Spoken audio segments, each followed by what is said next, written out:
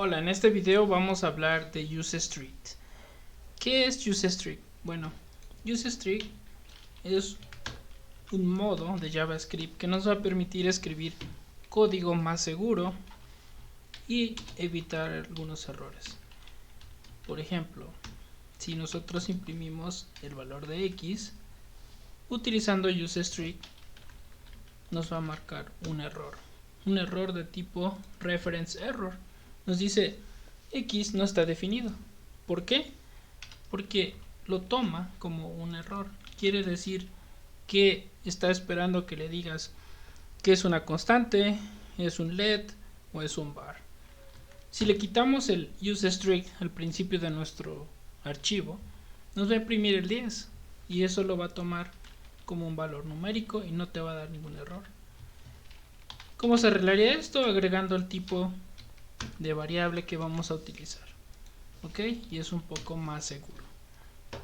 También nos va a ayudar a definir algunas variables que no queramos que se sobreescriban. Por ejemplo, en el caso de objetos, por ejemplo, vamos a dar un pequeño ejercicio muy sencillo. Declaramos un objeto, como no lo hemos visto en este curso, podemos decir que el objeto está definido así, por unas llaves, ¿no? Cuando tú veas llaves, así una asignación de este tipo, estamos hablando de un objeto en JavaScript.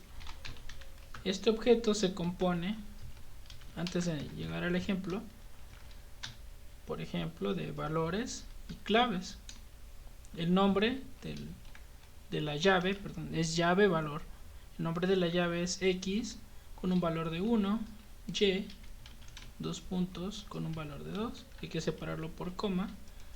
Si queremos acceder a un objeto, tendremos que escribir su nombre, punto, la propiedad. Entonces eso nos ayuda a entrar al valor del objeto. Entonces se pueden declarar también objetos vacíos de esta manera, solamente poniendo las llaves. Entonces ahora sí continuamos. Objeto define property. Esta es otra manera de definir un tipo, un valor o una llave para un objeto. Nuestro aquí como primer parámetro es el nombre de nuestro objeto. El segundo parámetro es la nueva llave que vamos a poner y después vamos a escribir el valor que va a tener, por ejemplo, X. Lo podemos poner 2 y aquí está lo interesante. Vamos a poner esta palabra para definir si es editable o no nuestro objeto para X, ¿no? Así por defecto, si nosotros imprimimos el valor de X, nos va a dar 2. Ese es el valor que le acabamos de escribir. Entonces, ¿qué pasaría si yo vengo y le pongo X es igual a 3 y vuelvo a imprimir el mismo X? Nos va a seguir saliendo 2 porque esto no es editable, no se puede escribir sobre lo que ya está definido. Si agregamos el UseString, en lugar de que nos siga apareciendo el mismo valor, nos va a marcar un error. ¿Por qué? Porque recuerda que no está permitido sobreescribir valores que no son editables. Entonces esto está perfecto porque nos va a forzar a darnos cuenta de que estamos cometiendo un error. Okay. Otro ejemplo que podemos ver es el uso de funciones. En este caso vamos a crear una función que se va a llamar test y vamos a poner X es igual a 10. Si mandamos a traer la función test acá arriba, test, esto va a funcionar correctamente, no nos va a marcar ningún error. Con el uso de UseString esto no está permitido. Siempre hay que definir el tipo de variable que vamos a usar. Se solucionaría escribiendo eso, ¿no? El tipo de variable. Ahora también el UseString lo podemos cambiar de scope a scope local, como lo vimos en las variables normales, ¿no? Todo lo que esté dentro de esta función se va a regir por el modo estricto y lo demás no. Esa es otra forma. Otro ejemplo que podemos ver es la declaración de un objeto. Es decir, igual vamos a poner x es igual a 1, y es igual a 2. Si lo ejecutamos, esto funciona.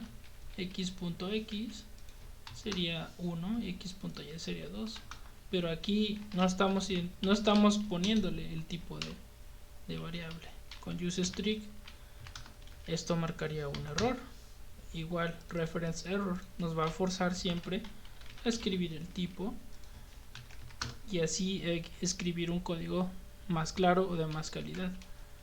Otro ejemplo interesante es el uso de funciones con parámetros repetidos. Por ejemplo, suma. ¿Qué pasaría si ponemos a, b? Y acá escribimos return a más b. Si mandamos a ejecutar esta función suma y ponemos 1, 2 y 3, ¿qué resultado me va a dar? Aquí la pregunta. El b ya sé que vale 3 por la posición. ¿Qué valor va a tomar a en este caso? Yo esperaría que fuera 1 más 2 más 3 y sería 6. Entonces ejecutamos esto o nos da 7.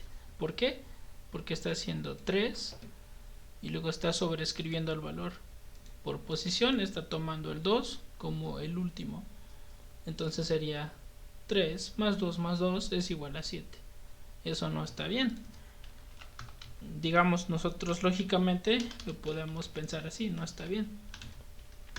Y si implementamos el uso de strict, nos va a dar un error.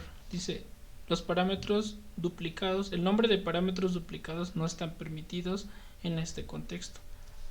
Y lo cual yo creo que está correcto. Si quisiéramos sumar los tres números, mejor pondríamos a más b más c. Y eso sí que nos va a dar un 6, ¿no? Es una buena práctica para no cometer ciertos tipos de errores.